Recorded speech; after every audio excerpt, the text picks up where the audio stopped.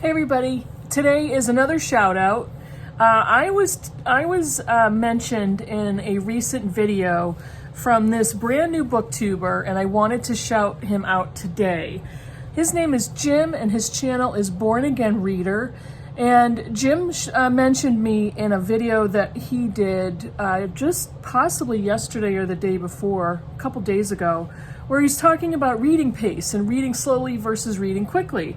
And I really enjoyed his conversation, and I wanted to shout him out because he's brand new. I believe at this point he has less than 20 subscribers.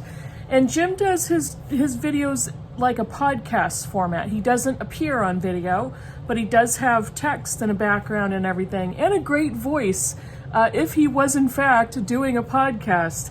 So go ahead and please check him out, and I'll put a photo of his channel right here. If I've got a photo here, you're not seeing me with the hand signals and whatever, you know what I mean. But I really enjoyed his video, and he's got more to look at, he's got more to listen to, and seems really, really great. And I would love to promote and encourage him to have far more subscribers than he does.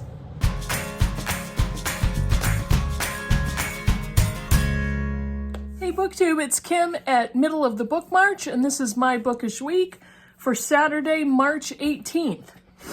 I checked. And yeah, I'm having the best reading week. And not even because I finished a bunch of stuff. I didn't. I finished a few things. I finished a book and a play, and that's it. And I'm still having a great week. It's not about what you finish. And it's not about how many books you read in a week. It's not about how fast. It's about, are you enjoying yourself? And are you loving what you're reading? This is probably one of the best weeks for reading that I've had in a while, only because of the selection of books. It's just fantastic. So I'm gonna show them to you. What did I finish? The one book that I finished, I can't talk about, because it's The Sea of Tranquility by Emily St. John Mandel. This is my former library copy, and I can't talk about it because this is for my Critical Chicks book group on March 31st. But what I do have to talk about is The Glass Hotel by Emily St. John Mandel. So this I can talk about, and I actually had talked about this last week, but I didn't really give a lot of content as far as what this book is about. This book is set in Vancouver, Canada, and it's talking about an island named Cayette. I think that's how you pronounce it. And there's a cast of characters surrounding this little island. And this is a book about a Ponzi scheme. So there is a so-called investment manager, or whatever you want, a broker. This is Jonathan Alcaides. He is a guy that is running a Ponzi scheme, which for all intents and purposes looks like a legitimate brokerage or investment company. And he's been doing this for decades. And eventually the feds find out. And so there's a lot of characters that are revolving around him. But the book doesn't start off with the strong story of him. There's a woman named Vincent, her brother named Paul. They grew up on Cayette, they grew up on the island. And it's such an interesting way that Mandel formats this story. It goes back and forth between characters, it goes back and forth in time, between years. There's backstory.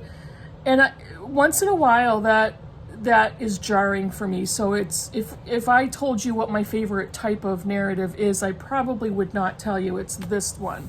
But I really, really loved the book. And she does a really fantastic job of linking all of the different characters, linking the different timelines, so we can pretty easily follow how one character got to their future and why one character made the choices they made and how that developed into the later narrative. And it also kind of explains what happened to these characters. The Glass Hotel is a hotel built on this little island, and one whole wall is almost windows. And it's just offering a fantastic view of the landscape and the countryside and the setting. And there's an event that happens at the hotel where somebody discovers writing on the window, and it provokes a giant uproar. And it means something. That was so satisfying to eventually come to the end. I will not say any spoilers, but this book is an interesting one because in the past few years that it was out, I heard so many reviews, so many people say that they thought it was choppy, or it was all over the place, or it didn't make sense. I loved it. I thought by the end of the book, I almost got chills. It's like, wow, this is so cool how she linked everything together. And, you know, maybe as I was reading it, I wasn't sure how I was going to feel about it. But by the time I finished it, I thought it was awesome. And I'm so glad I read it. One of the things that is blowing me away are the characters that spill into this book, which is a very different book. But I loved how she did that. I loved how she took the Glass Hotel characters and carried them into Sea of Tranquility. And quite honestly, I don't think you have to read the Glass Hotel to get this book, but I really enjoyed it. I loved making the connection, so that was very successful. And I am definitely an Emily St. John Mandel fan. I really enjoyed Station 11, which I read years ago. And I am impressed by her, so I am really looking forward to what she comes out with next. So, that's the novels that I finished. In Sea of Tranquility, I will probably wrap up after, it'll be like April 1st, I think, that I'll wrap that one up. So stay tuned. Now, I also finished a play with Shelly Swearingen. Shelly is reading the 3 Theban plays by Sophocles, Antigone, Oedipus the King, and Oedipus at Colonus. And she's doing a video review, 1 play per week this month. And she read Antigone and posted her video review, which I will link below. But I've been following along with her. So I read Antigone and we kind of chatted about it a little bit. We're not doing a buddy read or read along. She's just saying if anybody else wants to read along with her, she'll be posting her review in a video on her channel. So I read Antigone and it blew me away. And I have other classics on my shelves. I have Euripides, I have Homer, I have, what's the other one I have? I don't even remember. Aeschylus. And I have several books. So it's easy to avoid them. Here's why. They're intimidating. When I think about the Greek classics and the classic authors and writers, they're intimidating because I tend to group them in the same complexity as Shakespeare, and I don't enjoy Shakespeare. I never have. I've never been able to wrap my brain around the language. But this was so easy to understand. It was such a pleasure to read. It was everything. It was dramatic and sensational and funny and short. The play is very short, but there's so much power in it. Antigone is a young woman. She is one of 4 siblings, all children of Oedipus. And in the next play we're going to read is going to be about Oedipus. And yes, that Oedipus. So Antigone is one of 2 sisters, and she has 2 brothers. Their 2 brothers are fighting on opposite sides of this army, and one of the brothers, they're both killed. They actually both kill each other, but one of the brothers is considered a traitor. And the uncle of all 4 siblings, who is also kind of the guy that takes over Creon, he's kind of the mayor of Thebes. And he says to Antigone and her sister that your brother, who was a traitor, will not get a burial. He will be left out into the elements to be picked apart by animals. He will not get the ceremony that is due to a soldier and a patriot. And she is disgusted by that. She is up in arms and she threatens him. He will get a burial. It's tradition. It is respectful to the gods. It is religious tradition and moral and with family morals, we have to bury him. And he refuses. And so Antigone and her sister come up with a plan to bury their brother in secret. Well, their plan is discovered, and Antigone is arrested. Now, another little wrinkle is Antigone's fiance is her cousin, is the son of Creon, who is her uncle, and it gets very complicated in this short play. But it is fantastic. I just loved it. I can't wait to get to Oedipus the King this weekend. So I was so thrilled with this, and I don't think I'll feel intimidated again. It was so good. So that's it for what I finished. Now, I had a DNF. I DNF'd Don DeLillo's Underworld, and that was one of my mammoth choices for the month. I read about 40 pages and I just could not continue. I bought the book brand new. I've actually already returned it and got my money back. The very beginning of the book is about baseball. Number one, I have no interest in baseball. That's fine. I was bored with the content.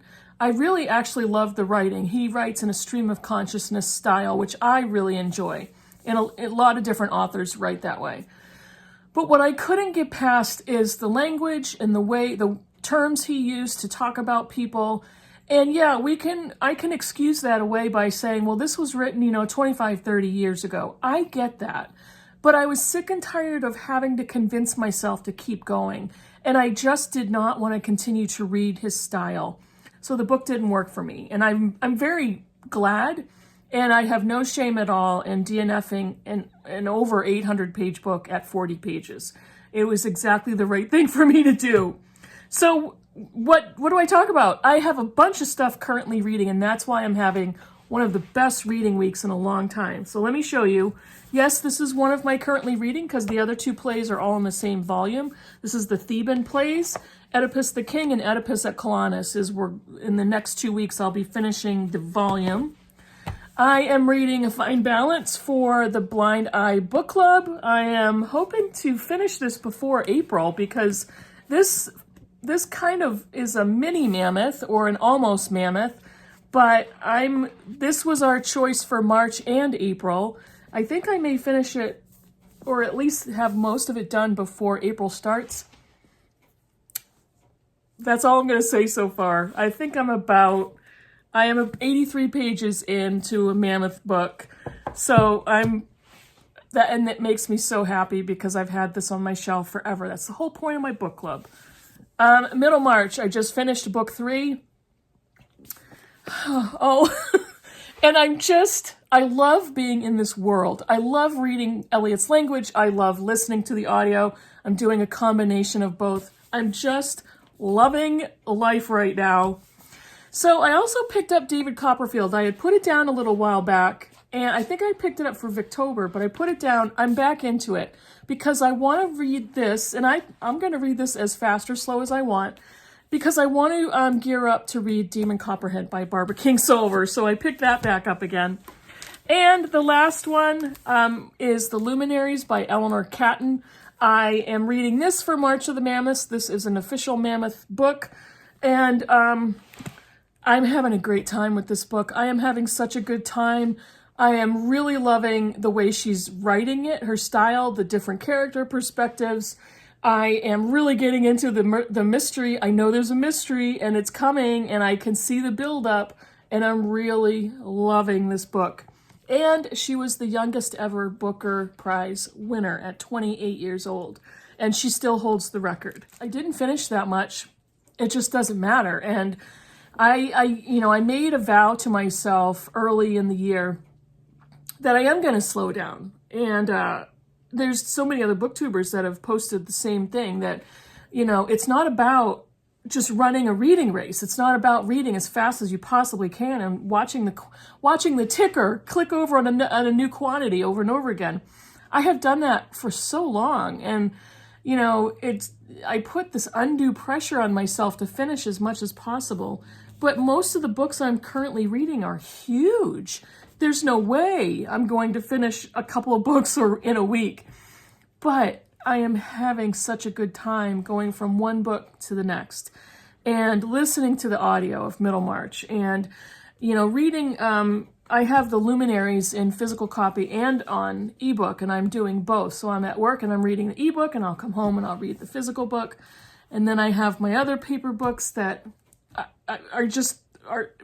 give me so much joy when I'm just holding them. I'm flipping the pages. And so I'm having so much fun. And I think because I'm reading slower, for this month in particular, it feels languid. It feels like it's a treat and a luxury to have so many delicious books going on all at the same time. And yes, so that's how my reading week is going, and I'm loving it. That's it for this week. Let me know what you think about the books I showed you, or any of the few books that I did finish. Let me know if you've read Emily St. John Mandel and if you're a fan. And let me know how you feel about the Greek plays and the classics, the ancient classics. I'd love to know your thoughts in the comments below. Thank you for watching, and I'll see you in the next video. Bye, everybody.